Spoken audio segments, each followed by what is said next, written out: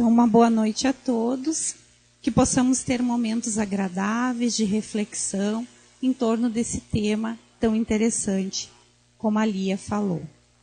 Não é raro nós vermos, na atualidade, pessoas obcecadas para conseguir tudo que o dinheiro pode comprar. Querem casa maior, querem carro de último tipo, querem roupas de marca. Por isso, muitos se perdem, porque não conseguem ter recursos financeiros para acompanhar o que eles desejam.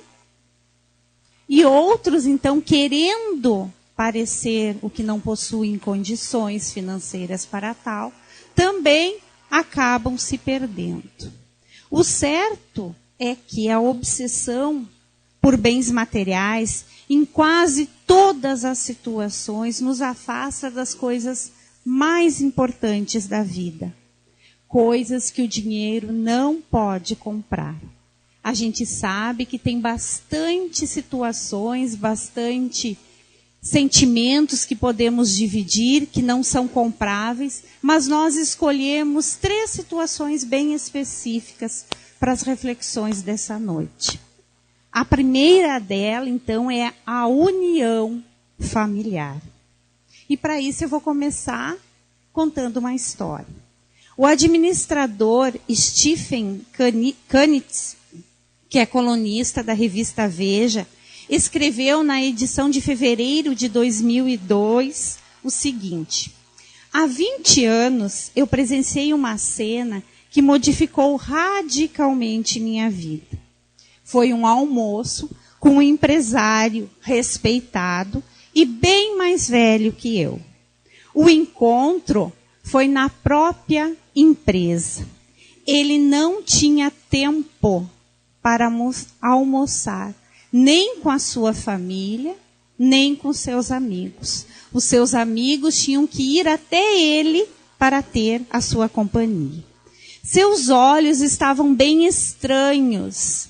Esse jornalista percebeu. Achei até, disse ele, que viu uma lágrima no olho esquerdo. Bobagem minha, pensei. Homens não choram, especialmente na frente dos outros. Mas durante a sobremesa, ele chorou. Começou a chorar copiosamente. Fiquei imaginando o que eu poderia ter dito que tivesse magoado a ele. E aí ele falou: minha filha casa amanhã. E eu só agora consegui compreender a dimensão dessa situação. Só agora a ficha caiu. Percebo que eu mal conheço a minha filha. Conheço tudo do meu negócio, mas mal conheço a minha família. Dediquei todo o tempo que eu tinha para a minha empresa e me esqueci de me dedicar à minha família. Aí ele conta que ele voltou para casa bem arrasado.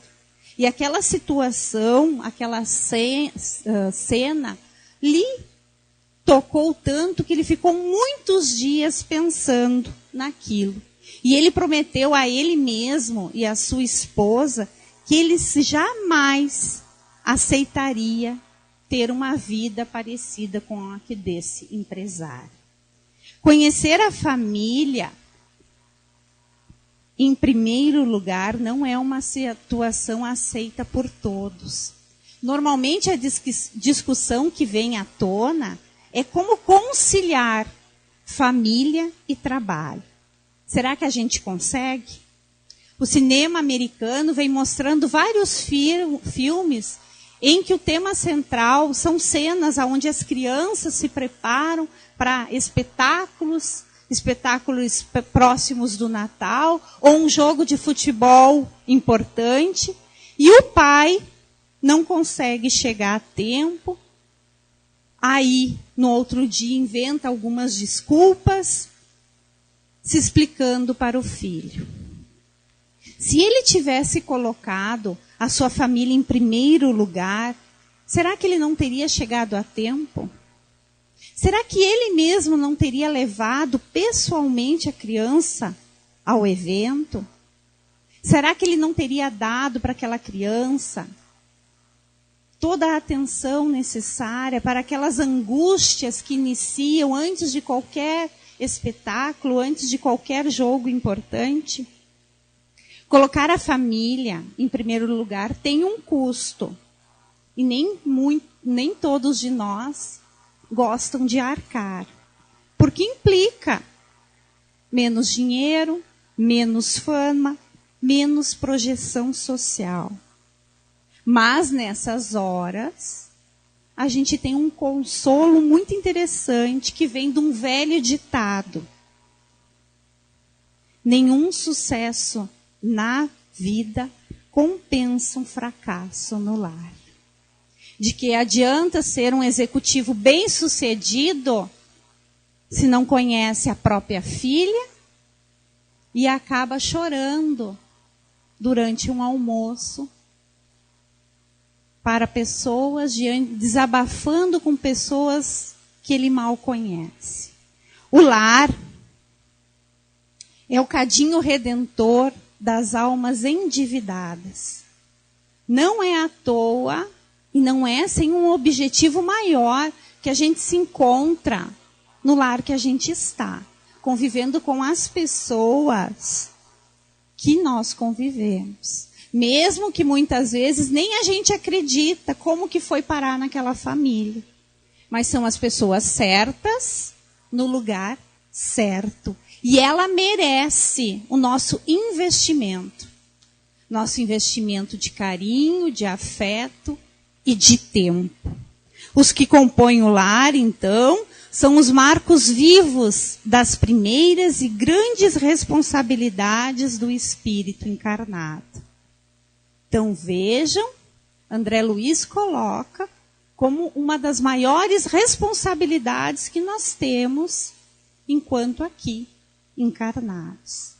Acima de todas as injunções e contingências de cada dia, conservar a fidelidade aos preceitos espíritas cristãos, compete-nos ser o quê?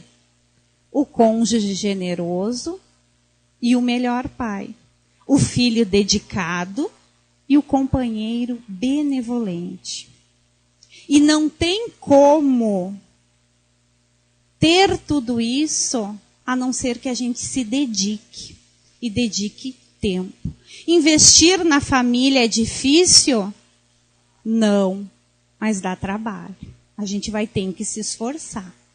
Mas também dá uma sensação maravilhosa. Quando a gente fez tudo aquilo que a gente podia, a gente contribuiu positivamente para aqueles que caminham conosco. Tem coisas que não têm preço. E investir na família é uma delas. Não tem valor que pague um bom relacionamento familiar. Esse recado de André Luiz, onde ele fala que nós devemos ser o cônjuge generoso, um pai melhor, um filho dedicado, nos traz também um alerta. Que nós devemos melhorar sem desânimo os contatos diretos e indiretos com os pais, irmãos, tios, primos e demais parentes nas lides do mundo, para que a lei não venha cobrar-lhe novas e mais enérgicas experiências e encarnações próximas. Resumindo isso, nós somos herdeiros de nós mesmos. E Haroldo Dutra Dias, naquela palestra que ele fez lá no teatro, ele nos disse que nós teremos que experimentar tudo aquilo que nós fizermos ao outro. Então, quanto melhor for o nosso relacionamento, aquelas situações difíceis nós vamos superar, consequentemente a nossa colheita futura será uma boa colheita.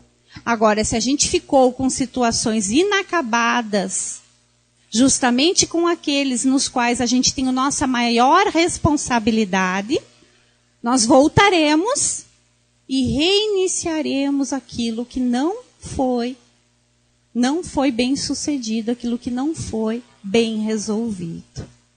Para lograrmos êxito nessa vivência, nessa boa vivência entre os familiares, é necessário um empenho diário nosso. Em especial, como estamos vivendo com essa nossa família, por ser o nosso maior compromisso, esse compartilhamento do amor é algo divino. Nós precisamos amar aqueles que conosco convivem.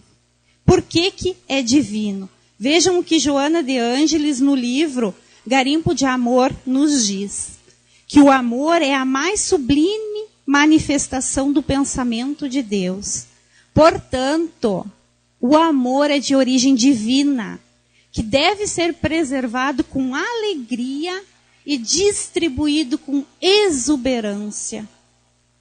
Nós não podemos medir forças para nos empenhar em amar, graças à sua potencialidade ilimitada. O amor é ilimitado. E a família passa a constituir o núcleo de maior necessidade de sua vigência, tomando as formas conjugal, filial, paternal e maternal. Vejam quanto é importante esse sentimento entre aqueles que convivem em família. Precisamos dosar realmente aquilo que importa para nós, reafirmando que o dinheiro ele não compra essa união familiar. Então nós temos que nos empenhar. Nós temos que buscar meios, soluções, para que a gente enxergue somente o bom, o belo, o amor que possa existir entre nós. Se nosso tempo, de alguma forma, for um tempo curto, porque todos nós, como vivemos nesse mundo material, precisamos trabalhar, precisamos de recursos financeiros, que nós possamos tirar alguns minutos. E que esses minutos, se alguém puder horas, melhor, esses momentos sejam intensos. Intensos, onde não devemos estar fazendo mais nada, apenas prestando atenção naquele que está ao nosso lado. Seja nossos filhos, nossos pais, nossos avós, nossos tios.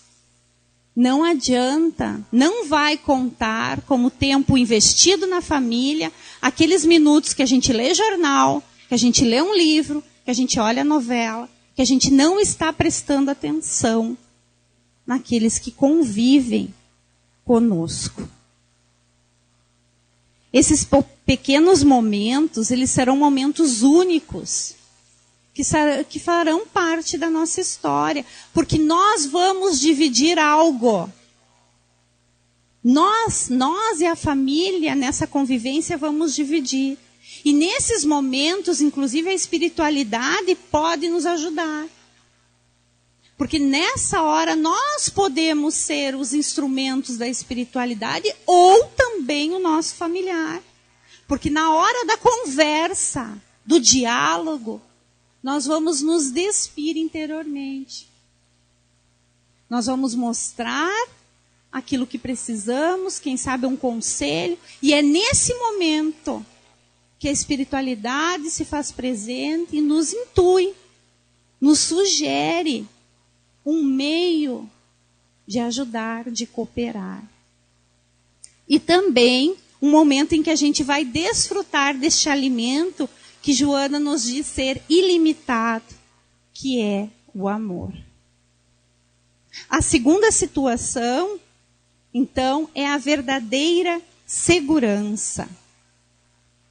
No livro O Preço do Privilégio, a doutora Madeleine Levine, que é uma psicóloga americana, muito conhecida, ela tem vários livros, tem 3 livros escritos, e a abordagem nesse livro faz referência aos jovens.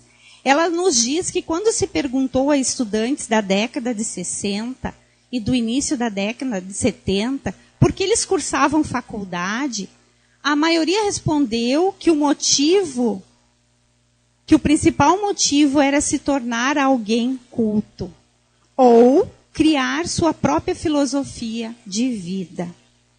Mas, a partir dos anos 90, a maioria dos estudantes passou a dizer que o principal motivo era ganhar muito dinheiro. Essa mudança de valores, diz ela, vem acontecendo simultaneamente ao aumento drástico de depressão, suicídio e outros problemas psicológicos entre pessoas deste grupo. Esse tipo de sentimento que ela coloca nessas palavras é algo bem real nos nossos dias. Quantos jovens tentam arrumar um relacionamento, casar com alguém que tem uma condição financeira melhor que a sua? Quantos empregos não são escolhidos apenas pela cifra dos rendimentos? A gente vê situações parecidas com essa.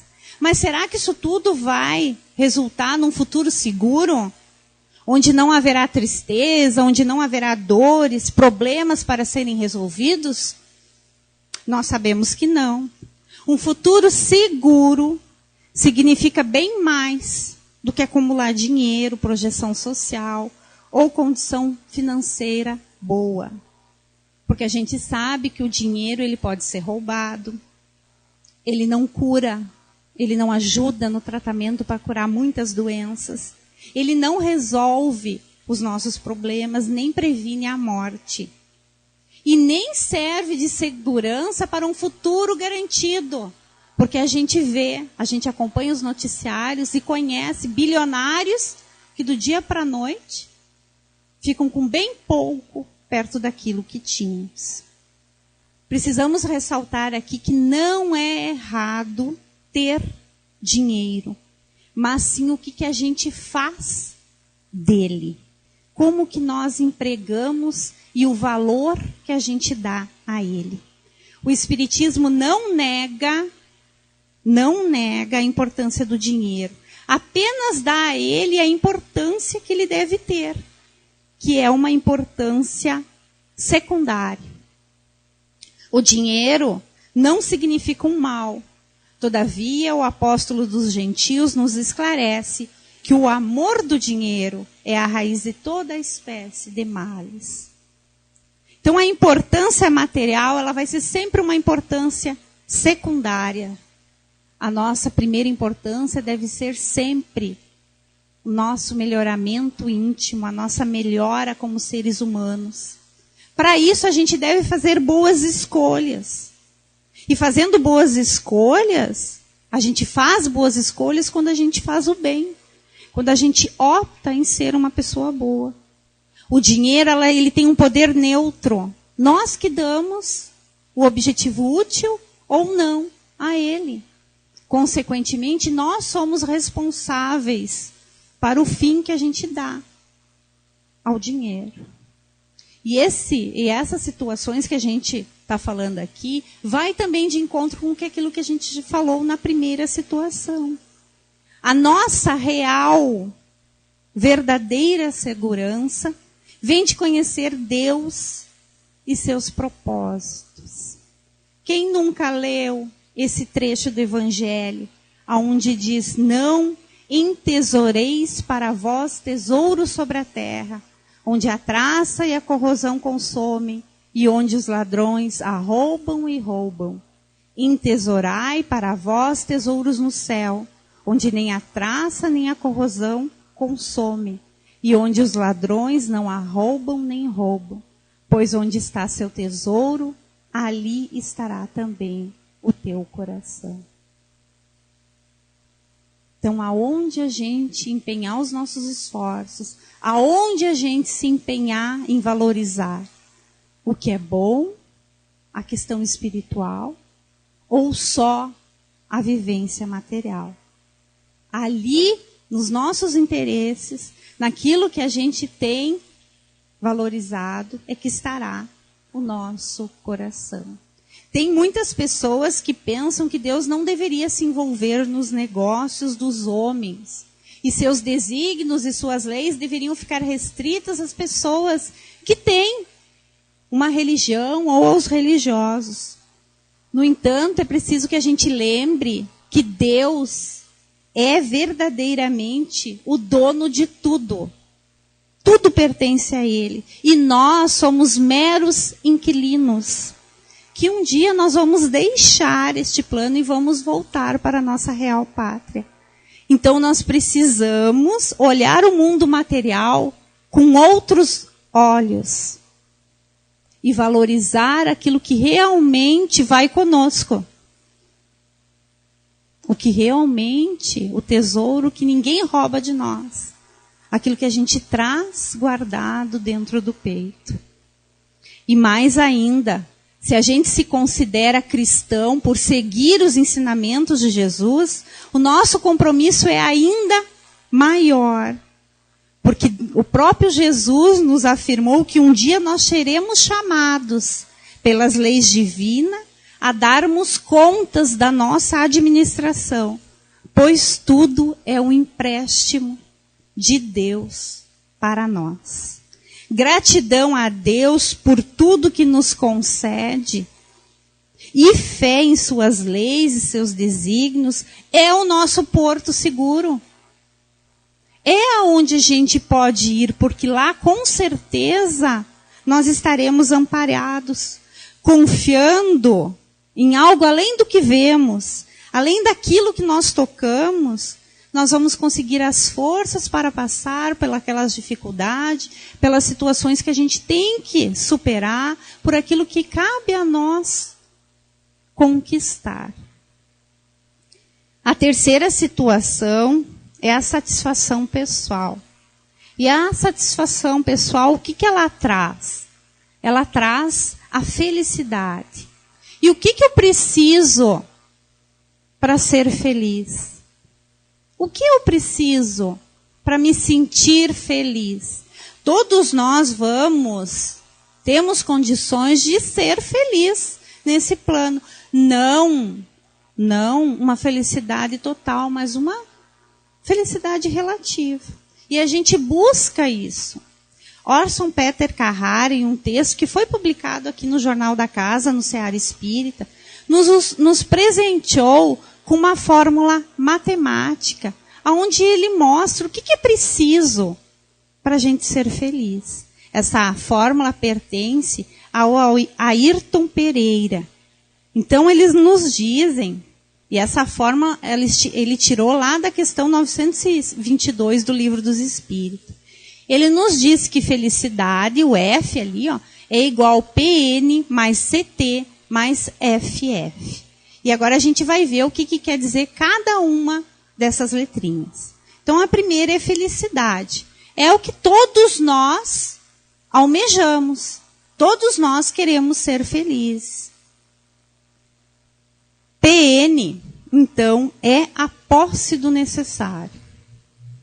Veja, felicidade é igual a posse do necessário. O que é a posse do necessário? O que ele nos livra? O que ele cria em nós? Ele nos livra de muitas ansiedades, de muitas ambições. A gente deixa de se torturar por não ter tudo aquilo que a gente desejaria ter.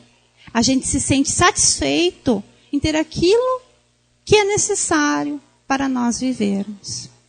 Se a gente observar a nossa volta, vive uma grande quantidade de pessoas que não têm nem o necessário. E a gente, em muitos momentos, perde a saúde, perde o controle emocional, perde o controle sobre a sua vida por lutar, passando por cima de todos e de tudo para adquirir o quê? O supérfluo. Então vamos ver o que realmente é necessário. A gente passa em algumas situações e vê, será que eu preciso comprar isso aqui em alguma situação específica? Será que realmente isso é necessário? Isso realmente vai fazer parte da minha vida e vai ter uma utilidade útil? São questionamentos que cada um deve fazer no seu interior para si próprio. O CT. Ninguém vai ser feliz sem ter uma consciência tranquila. Não tem como ser feliz guardando raiva, rancor, desentendimento familiar, guardando situações que precisam ser resolvidas. Quem tem a consciência tranquila vive feliz, dorme sem pesar-lhe a consciência e desfruta a felicidade possível aqui na Terra. Ela significa não causar prejuízos a ninguém ou dores a quem quer que seja. Então, se nós temos culpas, remorsos, ódios guardados no íntimo, essas situações precisam ser resolvidas para que a gente goze dessa felicidade que a gente tanto almeja. E o FF, que talvez o de maior importância, é fé no futuro. Porque quem tem fé no futuro tem uma consciência tranquila e busca apenas o necessário. Quem tem fé no futuro sabe que todas as dificuldades que a gente passa hoje aqui traz um aprendizado. Não são dores, não são sofrimentos que Deus nos castiga, mas sim são processos educativos nos quais nós, na maioria das vezes, pedimos e suplicamos para estarmos aqui vivenciando essas situações. Justamente porque a gente entende, quando estamos lá na espiritualidade, aquilo que temos que melhorar, aquilo que precisamos reformar. Lucas, lá no Evangelho, no capítulo 12, no versículo 15, já tinha nos dito que nós devemos guardai-vos de toda a avareza, porque a vida de alguém não está na abundância de seus bens. Então ele já nos disse há muito tempo que o nosso valor não está na quantidade dos bens que nós temos, e sim daquilo que somos. O que somos é o que vai contar na hora que a gente prestar contas perante a nossa consciência. É o que vai fazer a diferença.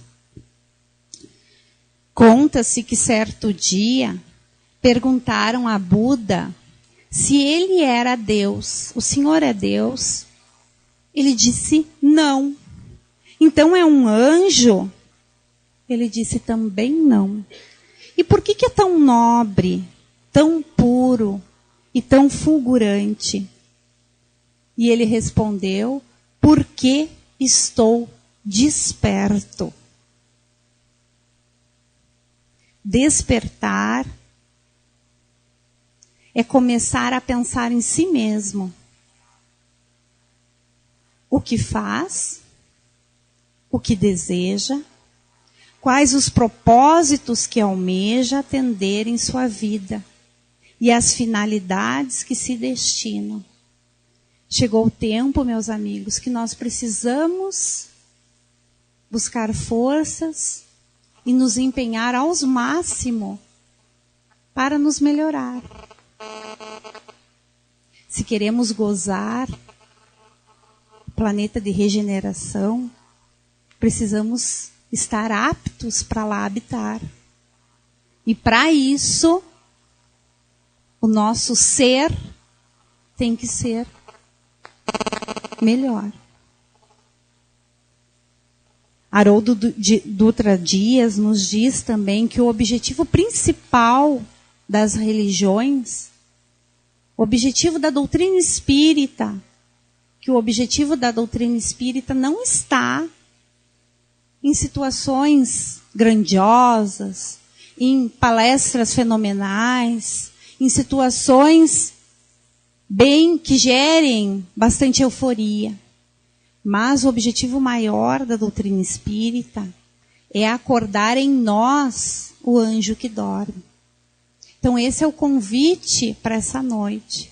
que a gente refaça algumas situações internamente, busque melhorar aquelas situações que estão equivocadas, que a gente deixe vir à tona os bons sentimentos que todos nós guardamos e que tenhamos coragem de expô-los à nossa família, àqueles que convivem conosco, que tenhamos coragem de dar um abraço, um aperto de mão, um beijo, dizer palavras carinhosas de conforto e também de entusiasmo.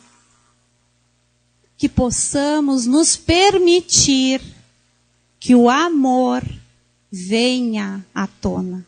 Amor que com certeza nós temos dentro de nós.